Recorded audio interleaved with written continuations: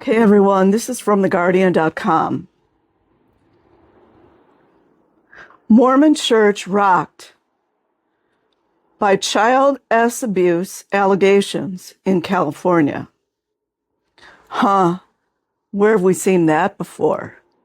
Look back window results in nearly 100 allegations against the Church of Jesus Christ of Latter-day Saints.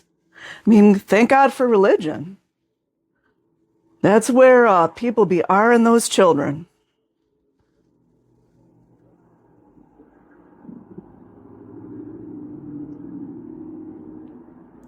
Edward Helmore. Hold on. The Church of Jesus Christ of Latter-day Saints, LDS, in the U.S. has been rocked by a slew of sexual abuse allegations launched against it in California in the latest scandal, it's a scandal, everyone, to hit the organization that is better known as the Mormon Church. A 3-year look-back legal window that allows adult survivors of S assault to file claims in California has produced almost 100 allegations of childhood S abuse by Mormon leaders. There you go, you guys. It's always the leaders, isn't it? Narcissism much?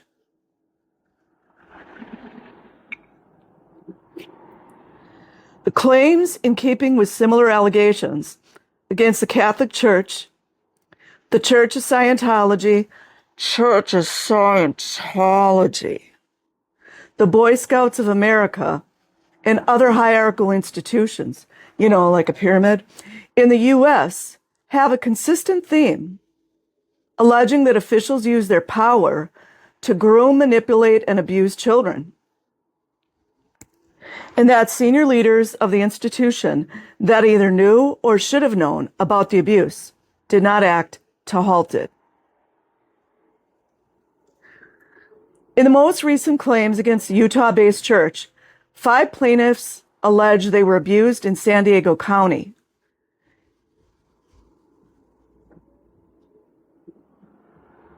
Including 3 who say they were sexually assaulted by the top spiritual leaders of their congregations. Several allege they disclosed the abuse to other church leaders. A female plaintiff alleged that the leaders acted to protect the abusers in the church, handled the repeated allegations internally as a matter of sin, and not one leader reported any matter to police. Wonder if the police know, don't you guys? Oh, wait, a lot of them are doing it too. A woman from Escondido alleged that she was assaulted from 1961 to at least 1978 by 2 male family members,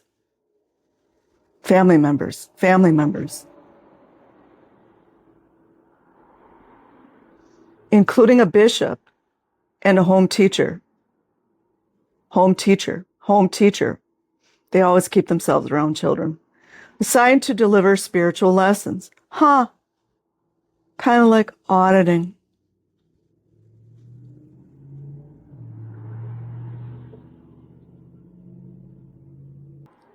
Another claim filed on behalf of the estate of women alleges repeatedly abused by 2 LDS home teachers.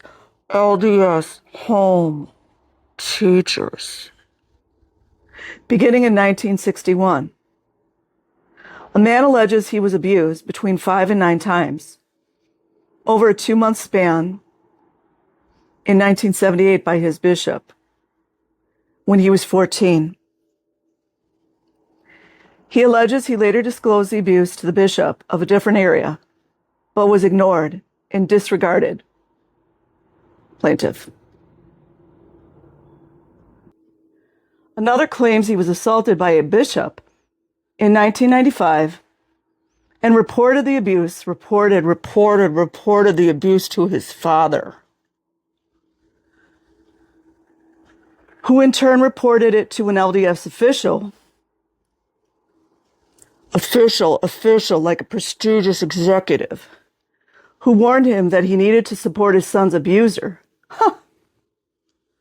We got an answer out here for that. Or risk being excommunicated from the church. That's when you walk.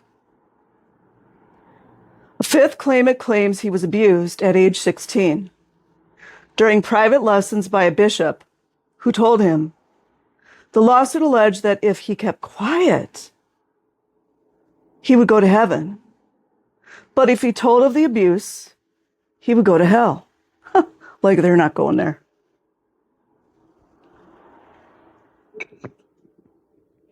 They're going to learn. Michael Carney, a Los Angeles attorney with Slater Schulman, told the San Diego Tribune that the LDS Church is unique because of how much power and influence the church has over people's lives. A church spokesperson said that abuse of a child or any other individual is inexcusable. They always say that later on when they're caught. The Church of Jesus Christ of Latter-day Saints believes this, teaches this, and dedicates tremendous resources and efforts to prevent, report, and address abuse, and outline steps related to abuse. LDS church leaders and members are instructed to follow up, stop the abuse, help victims receive care, and comply with whatever reporting is required by law. It's never going to happen.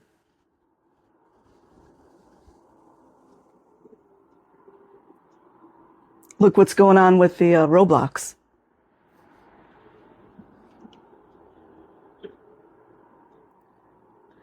But the spokesperson, the one with no name, also noted that the cases were filed by a single contingency law firm, which is aggressively marketed for clients. They always say that, you guys. Didn't they say that during the Diddy trial as well? They're trying to get the perpetrators. See how they, Darvo, deny. I'm trying to remember it. Reverse. I can't think of it right now. Darvo, deny. Something, reverse. Anyways, I'll look it up later. But the spokesperson also noted that the cases were filed by a single contingency law firm, which is aggressively marketed for clients. Abused children. And many are decades old, and some potential witnesses have died. Thank God. Thank God the perpetrators. Not the witnesses died, but you see what they do?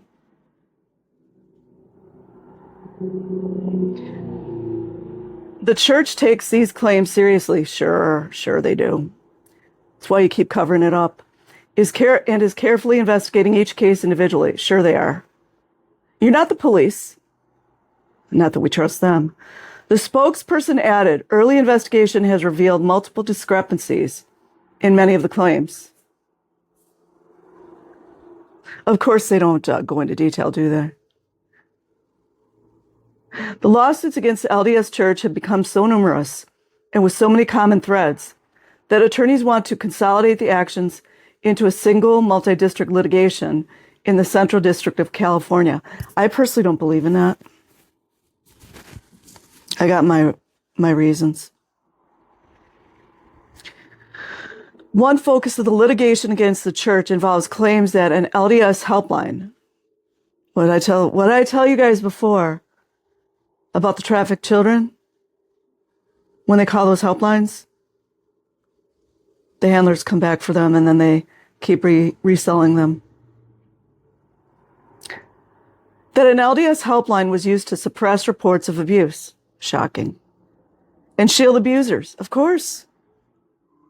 Not to help victims, children that were essayed. The LDS Church's General Handbook directs church leaders to not involve themselves in civil or criminal cases for members in their units without first consulting with church legal counsel. How is all this stuff legal, you guys? Inquiring MF minds want to know.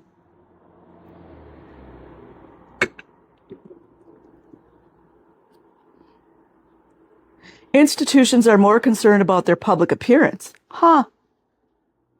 Black PR, public relations in Hollywood.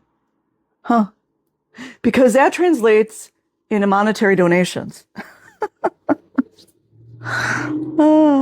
Said Mitchell Garabedian, an attorney known for representing S abuse claims against the Catholic Church. History has taught us that first and foremost, institutions protect themselves and not the child. I'm going to have to go look that up in gematria. But the success of claims against individuals and institutions is not as legally sure-footed as it was at the onset of the Me Too movement 7 years ago. That's controlled, by the way. Earlier this week, Jay-Z filed a lawsuit against attorneys Tom Busby. I was just talking about this. And David Fortney and their Jane Doe client over a lawsuit claiming S abuse that was subsequently dropped. By the way, it was on a minor. On a minor, just like the they not like us, they not like us, they not like us. Jay-Z, also known as Sean Carter, proposed 3 causes of action to an Alabama court malicious prosecution.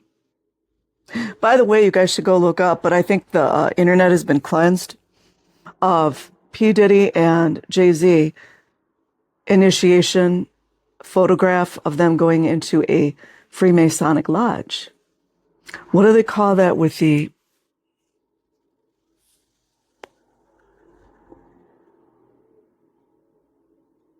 There's a special one that I can't think of it. You know, the chemo messed my brain up, you guys, a little bit. But there's a special lodge that African Americans usually go into. I'll think of it later. Proposed 3 causes of action to an Alabama court, malicious prosecution, abuse of process, and civil conspiracy against all 3 defendants. Irony. As well as defamation against the Jane Doe, claiming the allegations of R against him were knowingly false and malicious. Prove it.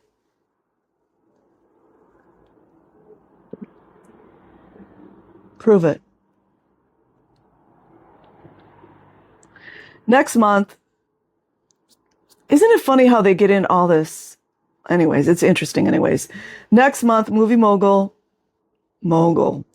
like a prestigious executive, Harvey Weinstein, 72, faces retrial. It's the clown court, by the way, in New York on R charges after his earlier convictions 5 years ago for the 3rd-degree R of one woman and a 1st-degree criminal S act against another woman were tossed on appeal. They were tossed, everyone. Just so you all know, they were tossed. Tossed.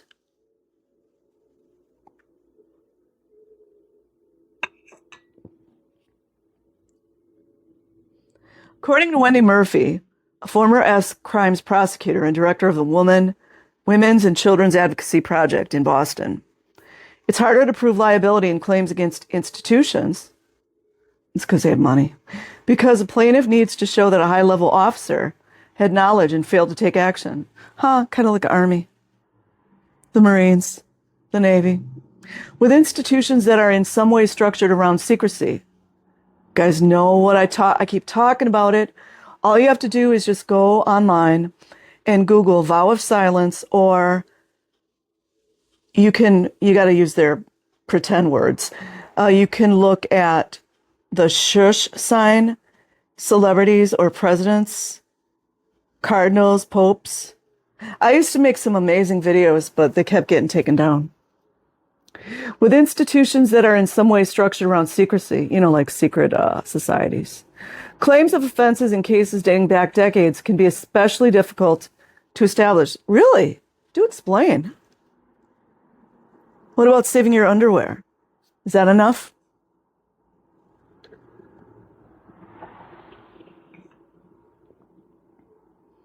The world's infested with demons, right? The capacity to structure secrecy so that they can somehow avoid being held accountable by the way they create their power structures also means they have to accept the consequences that a lot of bad stuff is going to happen, Murphy said. Despite efforts to weaken liability standards, Murphy said, deference to the sanctity of religious organizations. It's a sanctity, you guys. Sanctity to our children. Provides unbelievable natural insulation from accountability and oversight, not just because that's how the legal standards are set up, but because of an added layer of First Amendment protections. That's just too ironic. Law enforcement often doesn't want to intrude. Really? Law enforcement doesn't want to intrude, you guys. Aren't they supposed to do their jobs? Allegedly.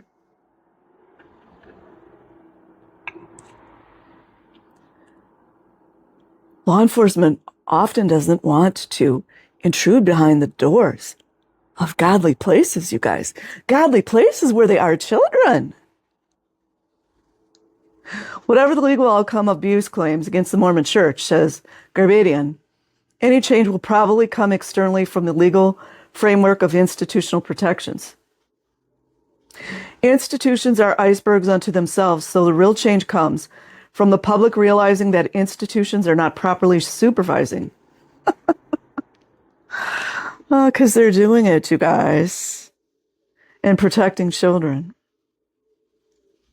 He said, and the public is now more aware that they have to watch their children. I think everyone's always known you're supposed to watch your children.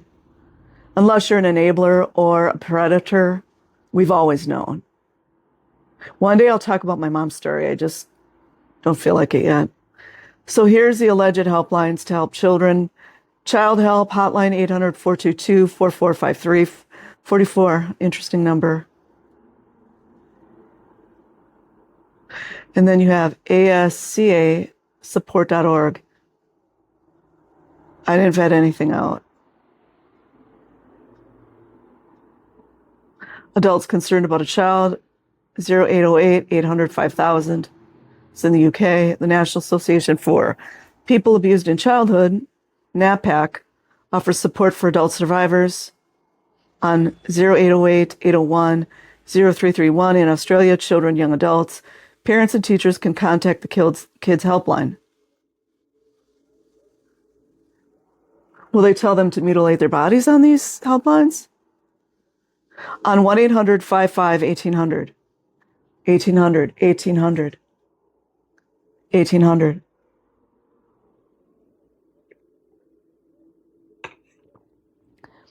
I will leave a link in the description box. Like and subscribe if you choose. Otherwise, have an amazing day or night, wherever you are. Peace.